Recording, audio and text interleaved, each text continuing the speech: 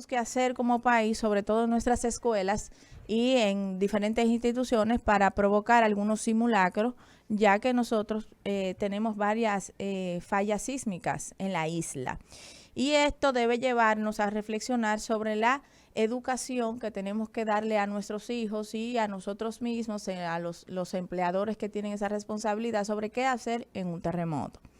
De igual manera, nos llama la atención de que en días pasados estábamos hablando de lo que aconteció en la edificación de La Vega que se cayó, ¿verdad?, por los daños que sufrió la infraestructura, aparentemente ante una remodelación que se estaba haciendo. Esto nos lleva a revisar sobre la infraestructura dominicana, qué tan resistente es, y si después del terremoto del vecino país Haití en el 2010, cuáles han sido los avances en el sector.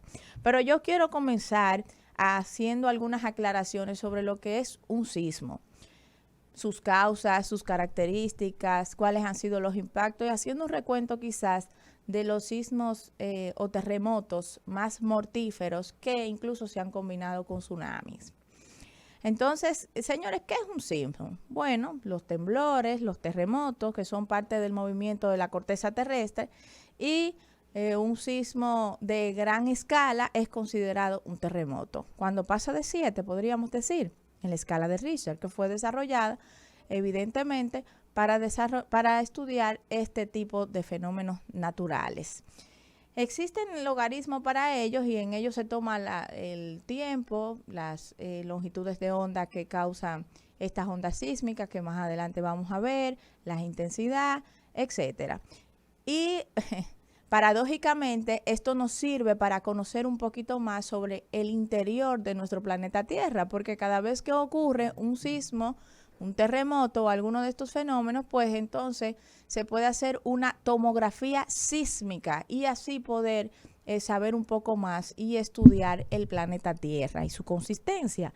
Las razones pueden ser muchas. Pueden haber razones volcánicas, razones, por una fuerte y una erupción violenta de algún volcán, que ya la hemos visto varias veces, aunque es menos probable. El hundimiento que se produce en la corteza terrestre cuando hay una movilización de sus fuentes acuíferas o agua subterránea que deja un vacío, y esto ocasiona que haya un sed en la corteza terrestre. Esto evidentemente ocasiona una vibración del suelo. También tenemos el deslizamiento. Ustedes saben que por el mismo peso de algunas montañas, pues estas suelen aplanarse, y cuando se aplanan suele ocurrir una serie de deslizamientos que si son de gran magnitud, pues ocurren vibraciones que terminan en provocar movimientos de la corteza terrestre.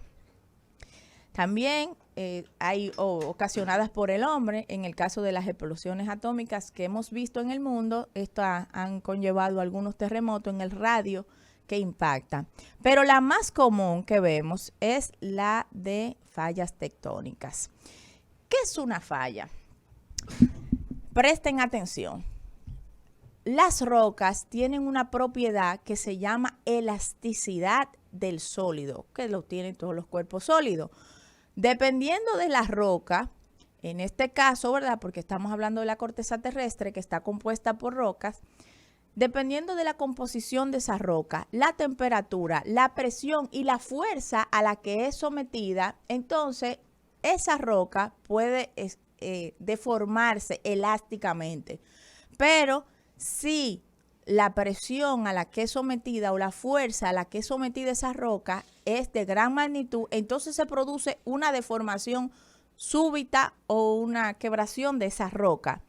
Al la roca romperse, entonces, ¿qué ocurre? Bueno, ocurre una falla. A eso, entonces, le sigue un plano de falla, que es el movimiento de esa ruptura de los dos extremos de igual magnitud, que ya se puede mover libremente porque ya no tienen ninguna presión.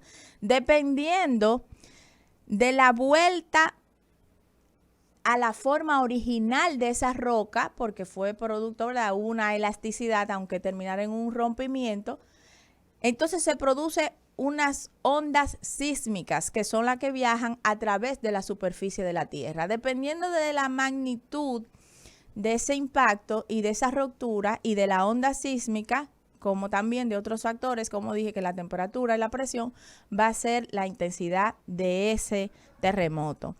Y bueno, nosotros hemos tenido grandes eventos como este en la historia de la humanidad, pero yo quiero resaltar 6 de los más mortíferos que se han combinado con tsunamis, porque la gente inmediatamente pasa un terremoto. En una ocasión sin terremoto incluso, no sé si ustedes recuerdan un caso, señores, la falta de conocimiento es la peor peste por la que pueden pasar los pueblos.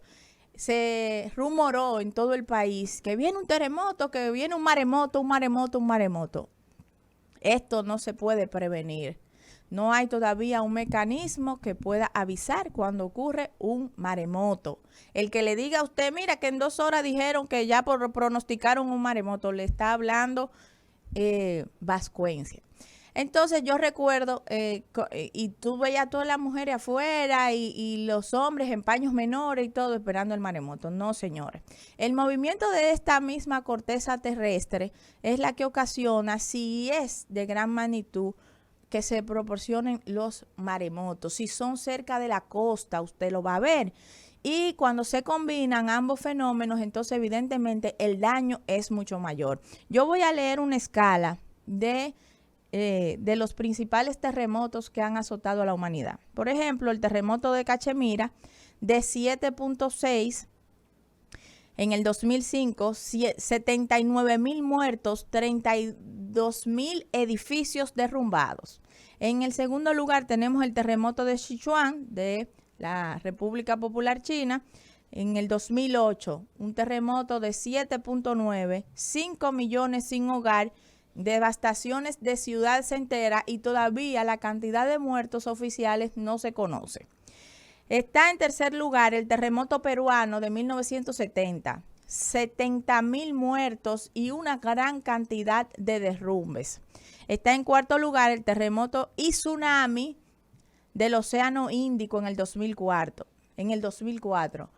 Es un terremoto de 9.1 y que dejó más de 225,000 muertos. Está el terremoto de Tanchan en 1976, 260,000 muertos, 700,000 heridos. ¿Y cómo vamos a olvidar el terremoto de Haití del 2010, que es el sexto en una escala mundial de terremotos, que dañó al país, que tuvo varias réplicas, una de 5.9 y una de 5.5, que afectó varias ciudades, entre las cuales estaba la ciudad principal de Haití, Puerto Príncipe, que más de 1.500.000 personas se quedaron sin hogar y desde entonces el país ha estado destruido. Por eso me llama la atención y es importantísimo que empecemos a educar en las escuelas, en los puestos de trabajo, sobre qué hacer ante este fenómeno natural.